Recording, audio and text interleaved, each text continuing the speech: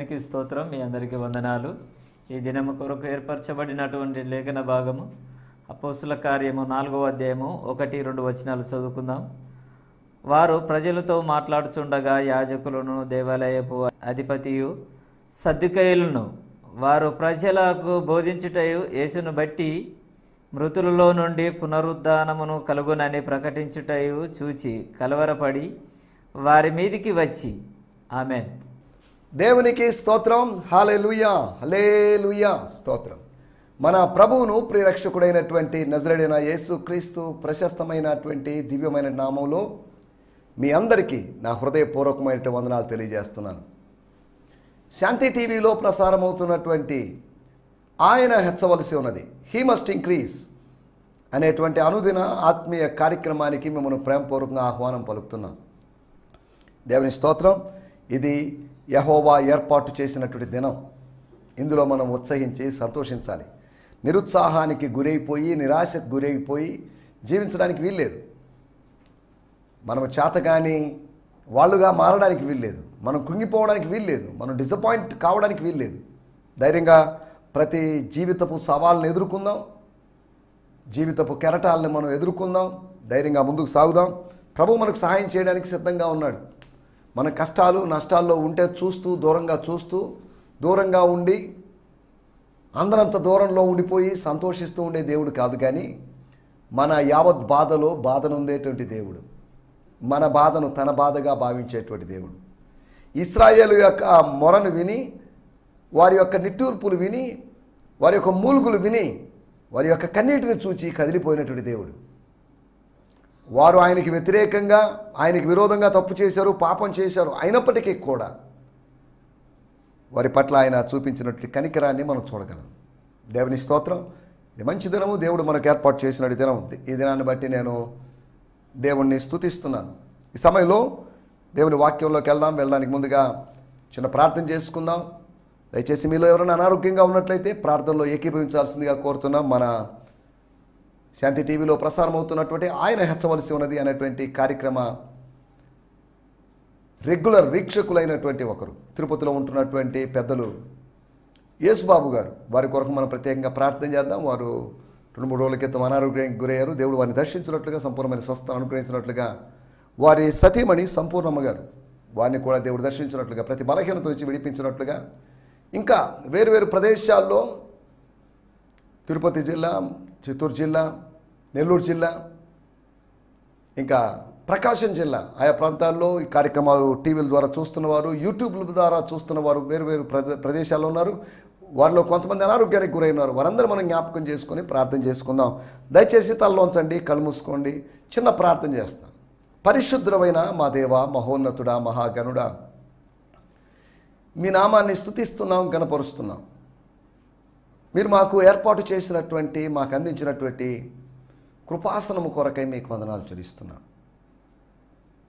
వేరే ఇతర మతాల్లో అటువంటి కృపాసనము లేదు. మీరు మాకు కృపాసనం, ద థ్రోన్ ఆఫ్ గ్రేస్ని ఇచ్చినందుకు మీకు వందనం చేస్తున్నాం. మేము కనికరింపబడాలి, సమయోచితమైన సహాయం పొందాలనేది మీ యొక్క ఉద్దేశం. ఈ సమయంలోనైనా పెద్దలు, మీ దాసులు, మా ప్రియులు యేసుబాబాయి గారి కొరకు ప్రార్థన చేస్తున్నాం. యేసునామములో వారిని మీరు దర్శించండి. ప్రతి శారీరక బలహీనత నుంచి విడిపించండి. తన దేహము మీ ఆలయము, ఈ ఆలయంలో ఎటువంటి బలహీనతలు ఉండడానికి వీల్లేదు కనుక మీ దాసుని కొరకు ప్రత్యేకంగా ప్రార్థన చేస్తున్నాం. తన శరీరంలో ప్రతి అవయవాన్ని మీరు తాకండి. తన కిడ్నీని మీరు తాకండి. తన హార్ట్ని మీరు తాకండి. ప్రభువా, బీపీలు, షుగర్లు ఇవన్నీ నార్మల్ చేయండి. మీ దాసురాలు నాయన సంపూర్ణమ్మ గారి కొరకు ప్రార్థన చేస్తున్నాం. వారిని మీరు దర్శించండి. వారికి సంపూర్ణమైన స్వస్థతను మీరు కలుగు చేయమని అడుగుతున్నాం ప్రభువా. ఇంకా నాయన ప్రభువా, వేరు ప్రదేశాల్లో మీ ప్రజలు అనారోగ్యాలతో బాధపడుతున్నారు. వారి కొరకు మేము పేర్లు చెప్పి ప్రార్థించే సమయం లేదు కనుక ప్రభువా, వారిని మీకు గుర్తు చేస్తూ, వారిని మీ చేతులుగా అప్పగిస్తూ, వారి స్వస్థత కొరకు మా హృదయాలు వాంఛ కలిగి ఉన్నాం. వారు పిల్లల రొట్టెను అనుభవించాలి. వారు డివైన్ హీలింగ్ అనుభవించాలి. ఈ సమయంలో మేము అనారోగ్యంతో ఉన్నటువంటి పెద్దల కొరకు, చిన్నల కొరకు, థైరాయిడ్తోనూ, అలర్జీస్తోనూ, బీపీలతోనూ, షుగర్లతోనూ, క్యాన్సర్లతో బాధపడుతున్న వారి కొరకు ప్రత్యేకంగా ప్రార్థన చేస్తున్నాం. ఏ స్టేజ్ ఆఫ్ క్యాన్సర్లో ఉన్నప్పటికీ కూడా, యేసు నామములో మీరు వారిని దర్శించండి, స్వస్థపరచండి. ఎందుకంటే మీకు అసాధ్యమైన కార్యము లేదు. మృతులను సైతము సజీవులుగా చేసే దేవుడివి, లేని వాటిని ఉన్నట్టుగా పిలిచే దేవుడివి, శూన్యంలోంచి సృష్టిని కలుగు చేసిన దేవుడివి. కనుక ఈ సమయంలో మేము ప్రత్యేకంగా ప్రార్థన చేస్తున్నాం. ఎవరైనా మాతో కలిసి ప్రార్థనలో ఏకీభవిస్తున్నాం వారు ఉన్నట్లయితే వారి అనారోగ్యాన్ని మీ సన్నిధానానికి తెస్తున్నాం. వారి అనారోగ్యాలు మీ సన్నిధిలోనూ వారు ఉంచేసి మీ స్వర్గపు ఆరోగ్యాన్ని తీసుకుని వారు వెళ్ళగలటూ సాయం చేయమనండి. ఈ దినం నుంచి వారు దైవికమైన స్వస్థత అనుభవించగలిగినట్లుగా మీ కృపను, మీ హస్తాన్ని మీరు చాపమని అడుగుకుంటున్నాం. మీరు అట్టి కార్యం చేయబోతున్నందుకు మీకు వందనం చెల్లిస్తున్నాం. స్వస్థపరచనేరకున్నట్లు, రక్షింపనేరకున్నట్లు మీ హస్తము కొరచ కాలేదు కనుక ఆ కొరచ కానటువంటి అనేక వేల సంవత్సరాలుగా ఏ విధంగా ఉందో అలాగే ఉన్నటువంటి ఆ హస్తం దగ్గరికి మేము వస్తున్నాం. ఆ హస్తపు నీడలోకి వస్తున్నాం. ప్రభువా, మా ప్రియులైన వారిని మీరు దర్శించండి, స్వస్థపరచండి, మీ కార్యం జరిగించమని ఈ సమయంలో వాక్యం ద్వారా మాతో మాట్లాడమని యేసుక్రీస్తు నామములోనే ప్రార్థించడుగుతున్నాం పరమ తండ్రి. ఆమేన్, ఆమేన్, ఆమేన్. దేవునికి స్తోత్రం. మరొక పర్యాయము మీ అందరికీ ప్రత్యేకమైన వందనాలు తెలియజేస్తున్నాను. మన శాంతి టీవీ క్రిస్టియన్ ఛానల్ చైర్మన్ గారు అయినటువంటి బ్రదర్ శోభన్ బాబు గారు, వారి జీవితంలో గత దినాల్లో చిన్న ప్రమాదం జరిగింది. వారికి గాయమైంది. దేవుడు వారిని అద్భుతంగా స్వస్థపరిచాడు. వారు తన శరీరములో స్వస్థతను అనుభవిస్తున్నారు, డివైన్ హీలింగ్ అనుభవిస్తున్నారు. కనుక వారి నెమ్మది కొరకు వారికి ఇంకా దేవుడు సంపూర్ణమైన స్వస్థను అనుగ్రహించినట్లుగా వారి కొరకు ప్రత్యేకంగా ప్రార్థించాల్సిందిగా కోరుతున్నాం. దేవుని స్తోత్రం. హల్లెలూయా. నిన్నటి ఎపిసోడ్లో మనం ఆలోచించిన విషయాల్లోకి వచ్చేద్దాం. కొన్ని గుర్తు చేస్తాను. నిబంధనకు వారసులు. వారసులు అంటే కుమారులని, పిల్లలని. ఎందుకంటే వారసులు అనే దగ్గర ఫుట్ నోట్లోనే కింద రాయబడింది. మూల భాషలో కూడా వారసులు అంటే ఎయిర్స్ అంటే సన్స్, లేకపోతే సన్స్ అండ్ డాటర్స్ అంటే చిల్డ్రన్ అనే ఉద్దేశం అని. నిబంధనకు వారసులని. ఎందుకు నిబంధనకు వారసులు? ఏ నిబంధనకు వారసులు? పితరులతో చేసినటువంటి నిబంధనకు, అనగా అబ్రహాము, ఇస్సాకు, యాకోబు. బైబిల్లో ప్రాముఖ్యమైనటువంటి నిబంధనలు 5 నిబంధనలు ఉన్నాయి. మొదటి నిబంధన దేవుడు నోవహుతో చేశాడు. ఆదికాండం 6వ అధ్యాయం నిబంధన అనే మాట కూడా మనకు అక్కడే కనిపిస్తుంది మొదటిగా. తర్వాత దేవుడు అబ్రహాముతో నిబంధన చేశాడు. తర్వాత మోసెస్ అనగా మోషేతో చేశాడు. తర్వాత ఆయన దావీదుతో చేశాడు. తర్వాత కొత్త నిబంధన చేశాడు తన ప్రజలతో తాను చేసినటువంటి. ఈ ప్రాముఖ్యమైనటువంటి 5 నిబంధనలు ఉన్నాయి. అబ్రహాముతో చేసినటువంటి నిబంధనని ఇస్సాకుతోను, యాకోబుతోను, అనగా అబ్రహాము జీవితంలోని అబ్రహాముకు చెప్పిన అదే నిబంధనని తర్వాత జనరేషన్ కూడా దాన్ని కంటిన్యూ చేశాడు దేవుడు. యోసేపు కూడా అదే నిబంధనను కంటిన్యూ చేశాడు. ఎందుకంటే ఆ నిబంధనలో ఇన్క్లూడ్ అయినటువంటి, ఆ నిబంధనలోకి చేరినటువంటి, ఇమర్చబడినటువంటి కొన్ని వాగ్దానాలు ఉన్నాయి. నిబంధన అంటే ఒడంబడిక, ఒప్పందం, ఒక తీర్మానం, ఒక కాంట్రాక్ట్. ఇదిగో పలాంది పలాంది అని చేసుకున్నటువంటి ఇరు వర్గాల వారు చేసుకునేటువంటి ఒక తీర్మానం. అది ప్రాముఖ్యంగా బ్లడ్ ద్వారా, అనగా రక్తం ద్వారా, బంగారం వెండి ద్వారా కాదు, రక్తం ద్వారా, బ్లడ్ కోవెనెంట్. అది ప్రాముఖ్యమైనటువంటి నిబంధన అయింది. పాత నిబంధనలోనే సుమారు 300 సార్లు నిబంధన అనేటువంటి మాట మనకు కనిపిస్తుంది. అనగా బెరీష్ అనేటువంటి ఆ హిబ్రూ పదం యొక్క అర్థం ఏంటంటే కట్ చేయడం అని అర్థం. నిబంధన అంటే అనగా దాన్ని తుంచివేయడం, విరిచివేయడం. ఒక జంతువుని విరిచివేసినప్పుడు, అనగా తుంచివేసినప్పుడు, అనగా నరికి వేసినప్పుడు, బలి అర్పించినప్పుడు రక్తం కారుతుంది. అనగా కటింగ్. కటింగ్ అంటే వెంటనే సున్నతి అనే అర్థంతో కాదు, కానీ నిబంధన అంటున్నప్పుడల్లా నాకు అవతల వ్యక్తి మీద, మాట మీద నమ్మకం లేదు అనుకుందాం. నీ మాట నేను నమ్మలేనండి అంటున్నప్పుడు, హలో ఎందుకు అలా అంటున్నావు? గాడ్ ప్రామిస్ అండి, లేకపోతే ఈ లోకపరంగా మదర్ ప్రామిస్ అండి, లేకపోతే ఇశ్రాయేలు ప్రజలు ఆ రోజుల్లో ఆకాశపు తోడండి, భూమి తోడండి, పరిశుద్ధ పట్టణమైనటువంటి యెరూషలేము తోడండి, ఇలా అనుకునేవాళ్ళు. ఇవన్నీ ఎందుకు చెప్తున్నానంటే ఒక నిబంధన యొక్క అవసరత గురించి మనం మాట్లాడుకున్నాం. నిబంధన కొనసాగుతుంది, నిరంతరమైన నిబంధనగా ఉంటుంది. ఆ నిబంధనకు మనం వారసులమై ఉన్నాం. ఈ మాట ఎవరు చెప్పారంటే పేతురు గారు ప్రసంగంలో తను భాగంగా చెప్పాడు. ఇప్పుడు వాళ్ళకి నిబంధన గురించి ఎక్కువ వివరణ ఇవ్వడం లేదు. కొత్త నిబంధన అంటే ఏంటి, పాత నిబంధన ఏంటి, ఇవన్నీ చెప్పడం లేదు ఆయన. వాళ్ళకి ఏదో స్ట్రైక్ అయింది. తన ముందు ఉన్నటువంటి ఆడియన్స్కి పేతురు గారు చెప్తున్నట్టు మాటలు అర్థమవుతున్నాయి. వాళ్ళు వారిని, పేతురు యోహాన్ని తేరి చూస్తున్నప్పుడు, హలో, మీరు మా వైపు తేరి చూడాల్సిన అవసరం లేదు, ఇది మా ద్వారా జరిగింది కాదు, ఇందులో మా గొప్పతనం ఏం లేదు, మాకు కాదు మహిమ, దేవునికే మహిమ, దేవుడు ఈ కార్యం చేశాడు, మీరు దేవుని విషయంలో అలా చేశారు, కానీ దేవుడు మిమ్మల్ని కుమారులుగానే చూస్తున్నాడు, ఆయన కుమారులుగానే చూస్తున్నాడు, నిబంధనకు వారసులుగా చూస్తున్నాడు, నిబంధనను నెరవేర్చాలని చూస్తున్నాడు. మీరు వ్యతిరేకమైనటువంటి నెగిటివ్గా ఆయన పట్ల ఉన్నప్పటికీ కూడా దేవుడు పాజిటివ్గానే ఉన్నాడు, దేవుడు పాజిటివ్గా స్పందిస్తాడు అనేటువంటి ఒక మెసేజ్ వాళ్ళకి ఇచ్చాడు. ఈ మెసేజ్ వాళ్ళ హృదయాల్లో బలంగా పనిచేసింది. పెంతెకోస్తు రోజు చేసిన ప్రసంగంలో 3,000 మంది అయితే, ఈ ప్రసంగం ద్వారా 5,000 మంది ప్రభువు నమ్ముకున్నారు. అనగా 2 ప్రసంగాల ద్వారా 8,000 మంది ప్రభువులోకి వచ్చేసారు. దేవుని స్తోత్రం, హల్లెలూయా. మనం కుమారులం ఎలా అవుతాము, అనగా వారసులం ఎలా అవుతాం అంటే, ఒకటి మనం స్వీకరించడాన్ని బట్టి, యేసును స్వీకరించడాన్ని బట్టి, విశ్వసించడాన్ని బట్టి, అంగీకరించడాన్ని బట్టి. రెండోది మనం ఆయన్ని సేవించడాన్ని బట్టి. when we serve, నిబంధనలో లేకపోతే నిబంధనకు వారసులవుతున్న వాళ్ళు సేవిస్తారు, అనగా సమాధానపరచువారు ధన్యులు, వారు దేవుని కుమారులు అనబడతారు. కుమారత్వం, సన్షిప్. తర్వాత మనం ఆలోచించిన మాట, సహించడాన్ని బట్టి. మనం సహించాలి, కష్టాన్ని సహించాలి, శోధనలు సహించాలి. సహించడం, జయించడం, లేదా భరించడం, జయించడం. ఇక్కడ రాయబడిన మాటలు మనం సహించడాన్ని బట్టి. మత్తయి సువార్త 5వ అధ్యాయంలో, మనము పరలోకపు తండ్రికి కుమారుల మగునట్లు క్షమించండి. ఎవరి కోసం, ఎవరిని క్షమించాలి? మిమ్మల్ని హింసించు వారిని క్షమించండి, వారి కోసం ప్రార్థన చేయండి, ప్రేమించండి, ప్రార్థన చేయండి. పగ తెచ్చుకోవద్దు. పగ తెచ్చుకోవాలని ప్రయత్నం చేస్తారేమో, అది మీ పని కాదు, అది నా పని, అది ప్రభు పని, అది పరలోకం పని. జాగ్రత్త, మీ పని మీరు చేయండి అనేటువంటి హెచ్చరిక. 4వదిగా, మనం దేవుని కుమారులము, కుమార్తెలమయ్యాం, అనగా దేవుని బిడ్డలమయ్యాం, అనగా వారసులమయ్యాం, క్రీస్తుతోడి వారసులమయ్యాం, మహిమకు వారసులం, దేవుని వారసులమయ్యాం అని రోమాపత్రిక 8వ అధ్యాయంలో ఉంది. గలతీ పత్రిక 4వ అధ్యాయంలో రాయబడింది, అట్టి వారికి దేవుడు తన ఆత్మను అనుగ్రహించాడని. అనగా స్వర్గపు ఆత్మానుభవాన్ని బట్టి మనం నిబంధనకు వారసులమయ్యాం. ఇవి మనం మాట్లాడుకున్న విషయాలు. నిబంధనకు వారసులం అవుతున్నాము, వారసులయ్యారు.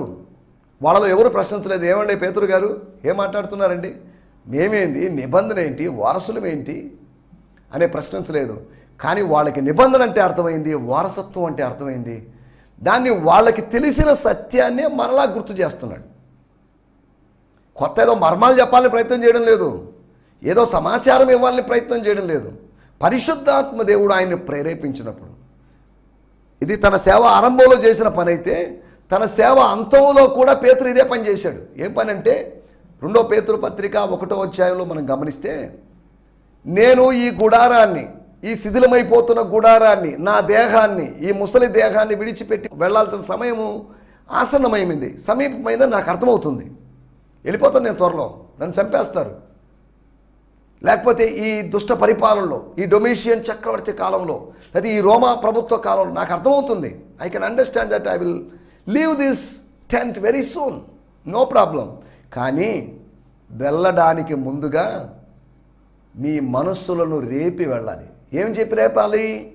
మీరు ఎరిగి ఉన్న సంగతులను, అనగా మీరు నేర్చుకున్న సంగతులను మరలా మీకు చెప్పి, ఆయన చెప్పాలంటే చెప్పొచ్చు, దానియేలు కింద మర్మాలు చెప్పొచ్చు, లేదా యెహెజ్కేలు కింద మర్మాలు, లేదా ఇంకా ఏదో మర్మాలు చెప్పచ్చు. మర్మాలు చెప్పని కాదు, మీరు ఎరిగిన విషయాలను చెప్పి నిర్మలమైన మీ మనస్సులను రేపాలనేది నా యొక్క ఉద్దేశం. అది నా చిన్న పరిచర్య అని ఆయన ధీరంగా చెప్పుకుంటున్నాడు. ఈ రోజులో మర్మాల పేరుతో మనం ఏదో చెప్పేసుకుంటున్నాం. ఇది మర్మం అండి, ఇదొక మిస్టరీ అండి, ఇదొక రివిలేషన్ అండి అని ఏదో చెప్తున్నాం. కానీ పేతురు అనేటువంటి గొప్ప అపోస్తలుడు ఆయన చెప్పినట్టు మాట, మీరు ఎరిగి ఉన్నటువంటి, మీరు వేటిలో స్థిరపరచబడి ఉన్నారు, ఆ సంగతులు మరలా మీకు గుర్తు చేసి, రిమైండ్ చేసి మిమ్మల్ని రివైవ్ చేయాలని. రిమైండింగ్ అండ్ రివైవింగ్ అనగా గుర్తు చేసి మిమ్మల్ని రేపాలని, కాముగా ప్రశాంతంగా ఉన్నటువంటి మీ మనసులో రేపాలి అనేది నా ఉద్దేశం అని పేతురు గారు చెప్పినట్టుగా చూస్తున్నాం. సరే, దేవునికి స్తోత్రం. మనం వాటిలోకి వెళ్ళడం లేదు, మన సమయం లేదు కనుక మనం ఏ దినము నుంచి మనం అపోస్తుల కార్యములు 4వ అధ్యాయంలోకి వద్దాం. అపోస్తుల కార్యములు 4వ అధ్యాయ ధ్యానాలు ఆరంభించుకుందాం. ఇప్పటి వరకు ప్రభు కృపను బట్టి మనం అపోస్తుల ధ్యానాలు చేస్తూ వచ్చాం. 3 అధ్యాయాలు కంప్లీట్ అయిపోయి 4వ అధ్యాయంలోకి వస్తున్నాం. దయచేసి చదువుదాం. అపోస్తుల కార్యములు 4వ అధ్యాయము 1, 2 వచనాలు. వారు ప్రజలతో మాట్లాడుచుండగా యాజకులను వారు ప్రజలకు బోధించుటయు యేసును బట్టి మృతులలో నుండి పునరుత్థానమును కలుగునని ప్రకటించుటయు చూచి కలవరపడి వారి మీదికి వచ్చి, But as they spoke to the people, the priest, the leader of the temple, and the Sadducees came upon them, being very disturbed, because they taught the people and proclaimed through Jesus the resurrection from the dead. యేసుక్రీస్తు ద్వారా, యేసుక్రీస్తు అనేటువంటి వ్యక్తి ద్వారా, రక్షకుని ద్వారా కలిగేటువంటి పునరుత్థానం, మృతుల పునరుత్థానం. దీంట్లో చదువుతున్నాను, బ్రియాన్ సిమ్మన్స్ గారి టీపీటీ ద ప్యాషన్ ట్రాన్స్లేషన్ చదువుతున్నాను. 4వ అధ్యాయం. ఇక్కడ 1, 2 వచనాలు కలిసి ఉన్నాయి. The teaching and preaching of Peter and John angered the priest. The teaching and preaching, ప్రజలతో మాట్లాడుచుండగా అనేదానికి ఇలా చెప్పారు. The teaching and preaching of Peter and John angered the priest, the captain of the temple police and representatives of the Jewish sect of Sadducees. They were furious that the people were being taught that in Jesus there is a resurrection from the dead. So, while Peter and John were speaking, the Jewish authorities came to the temple courts to oppose them. ఆ దేవాలయ ప్రాంగణములో, ఆ ఆవరణములో, ఆ పరిశ్రమలో, అనగా సొలొమోను మంటపం ఆ ఏరియాలో ఎక్కడో దేవాలయంలో ఒక మూల, ఒక పార్ట్లో, విశాలమైన దేవాలయం కనుక ఒక భాగంలో వాళ్ళు చిన్న గ్యాదరింగ్ చేసుకుంటూ ఉన్నప్పుడు, ఆ ప్రజలతో మాట్లాడుతున్నప్పుడు జరిగినట్టు విషయం. ఈ మాటలు వీళ్ళు విని, యేసును గురించినటువంటి కథ కాదు చెప్పింది, యేసు యొక్క జననాన్ని గురించినటువంటి విషయం కాదు చెప్పింది.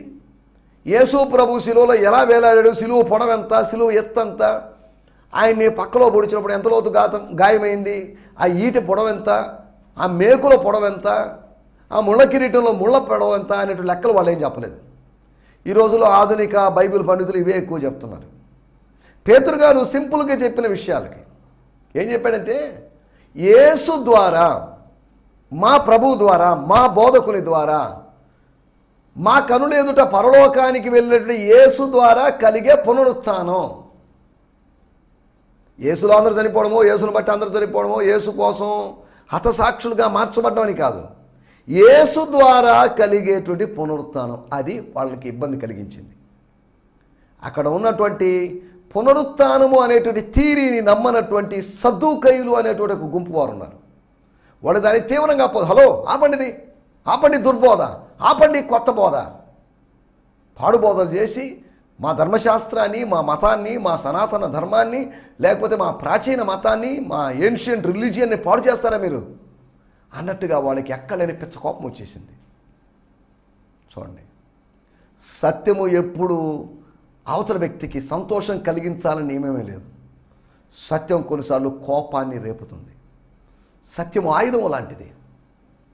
ఈ ఆయుధం ద్వారా, ఒక ఆయుధం ద్వారానే ఒక మనిషిని చంపేయచ్చు, ఒక ఆయుధం ద్వారానే అతనికి శస్త్రచికిత్స చేయొచ్చు. ఒక పరికరం ద్వారా కోసేటువంటి ఆ పరికరమే అది ఒక మనిషి యొక్క గాయానో లేకపోతే ఒక గడ్డనో ఒక వ్రణాన్ని తొలగించడానికి సహకరిస్తుంది.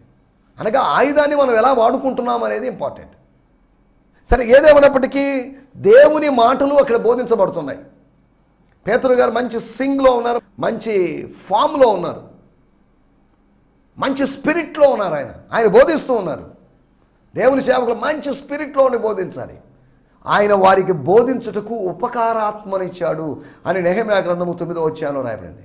He has given a good spirit. దేవుని సేవకులమైన మాకు, మేము సొంత జ్ఞానంతో చెప్పడం లేదు, మాకేం జ్ఞానాలు లేదు, మాకు తెలివితేటలు లేవు, మేము తెలివి తక్కువ వాళ్ళం, వీఆర్ ద ఫూల్స్. కానీ but God has given us his spirit. ఆయన ఆత్మను మాలో ఉంపాడు, మాలో ఉంచాడు కాబట్టి చెప్పగలుగుతున్నాం. ఒకవేళ మహిమ కలిగితే, ఒకవేళ ప్రజలు ఘనపరిస్తే మమ్మల్ని కాదు, దేవుని సేవకుల్ని కాదు, ప్రసంగికుల్ని కాదు, వాక్చాతుర్యం కలిగిన వాళ్ళని కాదు, ఈ వాక్చాతుర్యం అనుగ్రహించి, వాక్శక్తిని అనుగ్రహించి మాట్లాడడానికి సహాయపడిన దేవునికి స్తోత్రం చెప్పాలి. దేవుని స్తోత్రం. హల్లెలూయా, హల్లెలూయా. ఆయన హెచ్చవలసినది, ప్రసంగికులందరూ తగ్గవలసినది. ఆయన హెచ్చవలసినది, ప్రజలందరూ తగ్గవలసినది. దేవుని స్తోత్రం. హల్లెలూయా. మన ఇక్కడ ఆలోచిస్తున్నట్టు విషయం, ప్రజలు ఇక్కడ రాయబడిన మాట, లేదా మన టైటిల్ నాటి సేవకుల యొక్క మాటలు. ఆనాటి సేవకుల యొక్క, అనగా ఇక్కడ ఇద్దరు సేవకులు ఉన్నారు, పేతురు, యోహానులు. ఇక్కడ విచిత్రమైన విషయం ఏంటంటే 3వ అధ్యాయము 12వ వచనంలోంచి పేతురు దీన్ని చూచి ప్రజలతో ఇట్లా, నేను అనగా పేతురే మాట్లాడాడు, అంటే యోహాను మాట్లాడలేడు అని కాదు, పేతురు ప్రసంగం కంటిన్యూ చేశాడు. తర్వాత ఒక గ్యాప్ వచ్చినట్టుగా కనిపిస్తుంది 4వ అధ్యాయంలో. వారు ప్రజలతో మాట్లాడుచుండగా, పేతురు ఇంకనూ మాట్లాడుచుండగాని కాదు, పేతురు ఒక్కడే ఇంకా ప్రసంగించుచుండగాని కాదు, వారు మాట్లాడుచుండగా, అనగా పేతురు ప్రసంగంతో కలిసి యోహాను గారు ప్రసంగం చేస్తున్నారు. వాళ్ళిద్దరూ కలిసి పరిచర్య చేస్తుండగా, వారు ప్రజలతో మాట్లాడుచుండగా. దేవుని స్తోత్రం. హల్లెలూయా. అనగా ఆనాటి దేవుని సేవకుల యొక్క మాటలు దైవికమైనటువంటి బోధలాగున్నాయి. ఈ రోజుల్లో దేవుని సేవకుల మాటలు విచిత్రంగా ఉన్నాయి. అందుకనే పేతురు గారు తన పత్రికలో, మొదటి పేతురు పత్రిక 4వ అధ్యాయంలో, ఒకడు బోధించిన ఎడల దేవోక్తులను బోధించినట్టు బోధించాలి. ఏదో పెట్టకథలు చెప్పినట్టు, కట్టుకథలు చెప్పినట్టు, నవ్వించడానికి, కవించడానికి కాదు ప్రసంగాలు. ఒకవేళ వీటి గురించి చెప్పాల్సి వస్తే, అలనాడు అపోస్తలే పౌలు గద్దించినట్టుగా మీకు అన్నపానములు, భోజనం పానం చేయడానికి మీకు ఇళ్ళు లేవా, వెళ్ళిపోండి, అక్కడికి పోయి తినండి, ప్రభురాత్రి భోజనాన్ని ఉద్దేశంతో చేయొద్దని చెప్పాడు. అలాగే మీకు నవ్వుకోవడానికో, మీరు నవ్వించబడ్డానికో, కవించబడ్డానికైతే మీకు ఇక్కడికి రావాల్సిన అవసరం లేదు, మందిరానికి రావాల్సిన అవసరం లేదు. ఏదైనా క్లబ్లకు వెళ్ళిపోండి, ఏదైనా టీవీ షోలకు వెళ్ళిపోండి అన్నట్టుగా చెప్పచ్చు. సరే, మనం ఇక్కడ ఆలోచిస్తున్నట్టు మాటలు ఆనాటి బోధకుల యొక్క మాటలు, నాటి సేవకుల యొక్క మాటలు దైవికమైన బోధలాగా ఉన్నాయి. రెండో విషయాన్ని నేను మీకు జ్ఞాపకం చేస్తాను. అపోస్తుల కార్యములు 4వ అధ్యాయము 8వ వచనంలో మనం గమనిస్తే, పేతురు పరిశుద్ధాత్మతో నిండిన వాడై ఇట్లా, నేను పరిశుద్ధాత్మతో నిండిన వాడై ఉన్నాడు.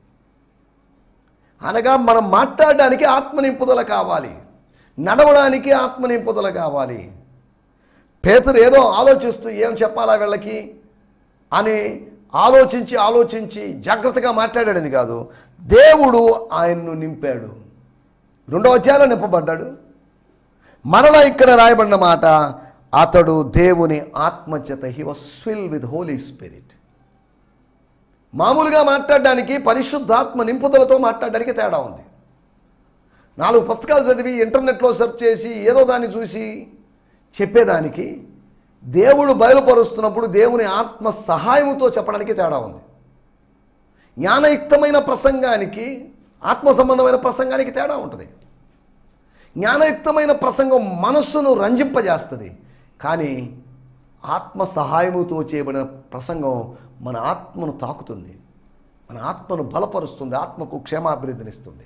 కాబట్టి మనం ఇక్కడ ఆలోచిస్తున్న మాట, రెండవది దేవుని ఆత్మతో, ఆత్మ నింపుదలతో మాట్లాడారు వాళ్ళు. ఒకటి దైవికమైన బోధలాగా మాట్లాడారు, రెండవది వాళ్ళు మాట్లాడుతుండగానగా ప్రీచింగ్ అండ్ టీచింగ్, వాళ్ళ యొక్క బోధన మరియు ఉపదేశము ఎలా ఉంది, వాళ్ళ ప్రసంగము, వాళ్ళ యొక్క ఉపదేశం ఎలా ఉంది అని మనం అర్థం చేసుకుంటున్నాం. మూడవదిగా మనం ఆలోచించినట్టయితే అపోస్తుల కార్యములు 4వ అధ్యాయము 13వ వచనంలో, వారు పేతురు యోహానుల ధైర్యాన్ని చూచినప్పుడు, ధైర్యం కనిపిస్తుందా? వాళ్ళ యొక్క ఫీలింగ్స్, వాళ్ళ యొక్క ఎమోషన్స్ పిరికి వాళ్ళలాగా మారలేదు, వాళ్ళ ధైర్యాన్ని చూశారు. దేవుని స్తోత్రం. ధైర్యాన్ని చూశారు అన్నప్పుడు 31వ వచనంలో రాయబడింది, వారు ప్రార్థన చేయగానే వారు కూడిన చోట కనిపించను, అప్పుడు వారందరూ పరిశుద్ధాత్మతో నిండిన వారే. వారందరూ పరిశుద్ధాత్మతో నిండిన వారే. 4వ అధ్యాయం 8వ వచనంలో పరిశుద్ధాత్మతో నింపబడ్డారు. 2వ అధ్యాయం 4వ వచనంలో పరిశుద్ధాత్మతో నింపబడ్డారు. అపోస్తల కార్యం ఇలా కొద్ది ముందు చూసుకుంటూ వెళ్తే పరిశుద్ధాత్మతో నింపబడుతున్న విధానాలు. ఒక్కసారి నింపబడ్డారు, ఇంకంతే చాలుని కాదు, వాళ్ళు నింపబడుతూనే ఉన్నారు. They were continuously being filled with holy spirit. అపోస్తల కార్యములు 2వ అధ్యాయంలో పెంతెకోస్తు రోజు పొందామని జాలండి, ఒక్కసారి పొందామని కాదు. They were being continuously filled నింపబడుతూనే ఉన్నారు వాళ్ళు.